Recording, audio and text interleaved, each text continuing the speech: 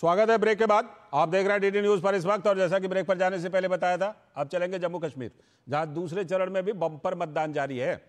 जम्मू कश्मीर विधानसभा चुनाव के दूसरे चरण का मतदान जारी है और 1 बजे तक की खबर है। फिलहाल 37% के आसपास मतदान हो चुका था। दूसरे चरण में दरअसल 6 जिलों की 26 विधानसभा सीटों पर पूरे उत्साह के साथ वोटिंग चल रही है। कभी अलगाववाद से प्रभावित रहे इलाकों में भी आज जमहूरियत की गूंज रही है जम्मू कश्मीर में, और वहां पर आम मतदाताओं में अपने उम्मीदवारों को लेकर जबरदस्त रुझान देखा जा रहा है। आज के मतदान में 3 जिले जम्मू डिवीजन से हैं और 3 जिले कश्मीर घाटी के भी शामिल हैं। प्रमुख उम्मीदवारों की बात कर लीजिए तो पूर्व मुख्यमंत्री उमर अब्दुल्ला और जम्मू कश्मीर कांग्रेस के अध्यक्ष तारिक हामिद कर्रा शामिल हैं। साथ ही बीजेपी के जम्मू कश्मीर प्रमुख रविंद्र रैना भी, उनकी भी किस्मत आज दांव में है। दूसरे चरण में कुल 239 उम्मीदवार हैं और उनके चुनावी और राजनीतिक भाग्य का फैसला हो रहा है। इसके साथ ही अब जम्मू कश्मीर में तीसरे चरण के प्रचार के लिए भी दिग्गज मैदान में उतर आए हैं। आज कांग्रेस के नेता राहुल गांधी का भी जम्मू कश्मीर में चुनावी कार्यक्रम चल रहा है।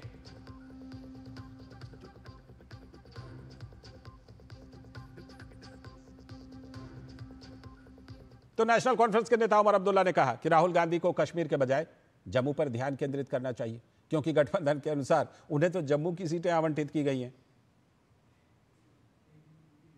Unfortunately, Congress hasn't done as much in the plains of Jammu as we would expect them to do. The lion's share of the seats that the alliance gave in Jammu was to the Congress party. Yet the Congress's campaign in Jammu is yet to begin, and there are only 5 days of campaigning. So I hope that after Rahul is done campaigning on this one seat in the valley, the Congress focuses all its attention in the plains of Jammu. ये देखिए, अभी तीसरा चरण बाकी है, दूसरा चरण चल रहा है और अभी से ये मतभेद की खबरें आ रही हैं। उमर अब्दुल्ला की बातें ऐसी ही तो बता रही हैं। तो इंडी गठबंधन की कलह पर प्रधानमंत्री ने आज हरियाणा के सोनीपत में अपने संबोधन में निशाना साध लिया। उन्होंने कहा कि कांग्रेस की सिर फुटअव्वल सबके सामने है। कांग्रेस ने दलितों, पिछड़ों और शोषितों के साथ भी धोखा किया। आजकल कांग्रेस के भीतर यहां जो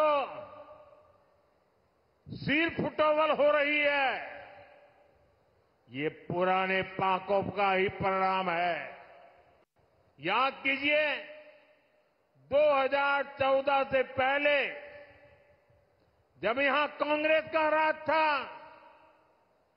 जब हुड्डा जी यहां सीएम हुआ करते थे, तब ऐसा कोई साल नहीं था जब दलितों के साथ अन्याय नहीं होता था।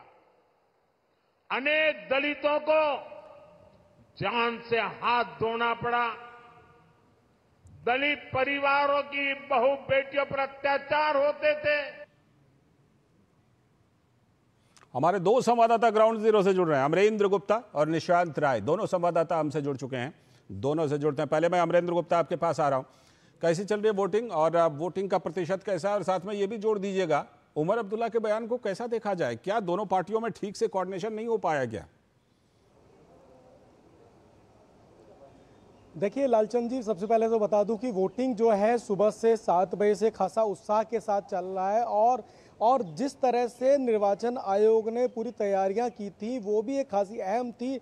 ऐसे में जो वोटिंग का परसेंटेज है, जो फर्स्ट फेज का जो वोटिंग परसेंटेज था, उम्मीद की जा रही है कि जो मतदाताओं का जो उत्साह है और जिस तरह से लोग घर से निकल के आ रहे हैं, तो उम्मीद की जा रही है कि पिछली बार से ज्यादा वोटिंग परसेंटेज होगी। और दूसरी अहम बात, ये जो जम्मू का जो इलाका है उसमें 15,500 जो प्रवासी कश्मीरी हैं उनके लिए वोट के लिए व्यवस्था की गई है, जिसमें 14,700 से ज्यादा जो कश्मीरी पंडित जो विस्थापित हैं वो अपने मताधिकार का प्रयोग कश्मीर में के जो कश्मीर के जो कैंडिडेट हैं उनके लिए जम्मू के 19 सेंटर्स पे मतदान कर रहे हैं। तो वो भी खासा अहम माना जा सकता है। और सबसे बड़ी बात देखिए कि जमहूरियत का जश्न इस तरह से है कि आप गांदरबल की एक सीट पे जो कैंडिडेट है, या आप मानिए कि हजरतबल पे जो कैंडिडेट है, यहाँ के जो कश्मीरी पंडित जो माइग्रेटेड जो है जम्मू में है, वो लगातार वोट करने के लिए आ रहे हैं और लगभग 40 प्लस जो परसेंटेज है यहाँ पे रिकॉर्ड किया गया है। उन बूथ के लिए। और रही बात निशान, तीसरी, मैं आपको एक मोटी तौर पे कुछ सेकंड में आपकी बात पूरी करता हूं। जरूर जल्दी से। 15 सीट घाटी की और 11 सीट जम्मू की, उसमें देखिए कि 6 सीटों पे भारतीय जनता पार्टी घाटी में खड़ी है और 11 सीटों पे यहाँ है। लेकिन जो मुकाबला है बहुत ही इंटरेस्टिंग है, क्योंकि भारतीय जनता पार्टी जम्मू में तो एक बड़े स्तर पे मैदान में है और एक बड़े स्तर पे जी निशांत, वहां पर निशांत तो सबसे पहले ये बताइए कि वोटिंग परसेंटेज आपके इलाके में कैसा, और दूसरी बात ये बताइएगा, उसी सवाल को थोड़ा सा विस्तार देता हूं। ओमर अब्दुल्ला ने बयान दिया है, क्या ग्राउंड पर आपको नेशनल कॉन्फ्रेंस और कांग्रेस के कार्यकर्ताओं जो वहां बूथ पर काम करते हैं उनके बीच भी कोऑर्डिनेशन में कुछ कमी नजर आ रही है क्या?